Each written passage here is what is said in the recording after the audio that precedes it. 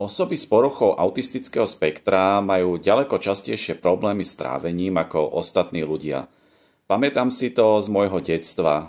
Jednak som bol veľmi vyberavý, čo sa týka jedla a všetky tie zdravé potraviny som odmietal jesť, čo samozrejme potom zhoršuje to trávenie. Veľmi rád som jedol sladkosti a bolo mi ťažké zakázať ich jesť.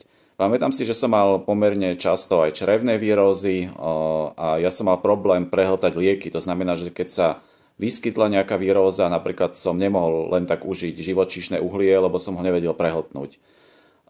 Pamätám si, že som mal veľké problémy s tým jesť v školskej jedálni obed. Ja som mal pocit, že neviem prehltnúť to jedlo a že sa zadusím.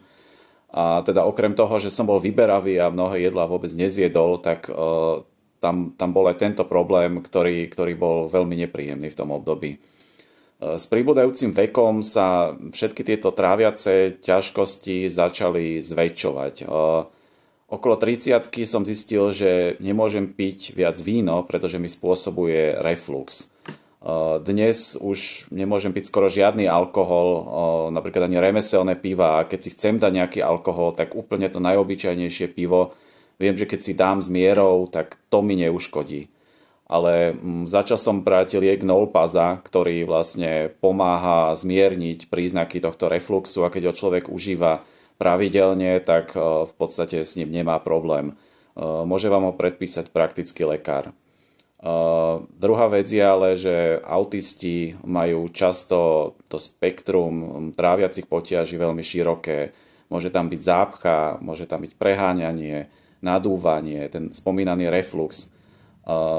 Ja som veľmi často mal rôzne nešpecifikované hnačky, kedy som nevedel, že z čoho vlastne prichádzajú a oni sa objavovali niekedy úplne pravidelne, dokonca o rovnakom čase, čo som nerozumel a keďže som nevedel, že som na autistickom spektre, tak ani mi nenapadlo, že to vlastne môže nejak spolu súvisieť.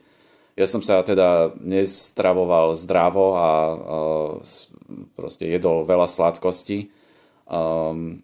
Až po 40-ke som začal riešiť tieto tráviace potiaže s internistom, ktorý mi urobil testy a zistil mi histaminovú intoleranciu a intoleranciu na mlieko a prikázal mi vlastne veľmi prísnu ročnú dietu, pri ktorej som dramaticky schudol a po roku mi urobil testy a tie zápalové procesy v čreve sa dostali na lepšie hodnoty.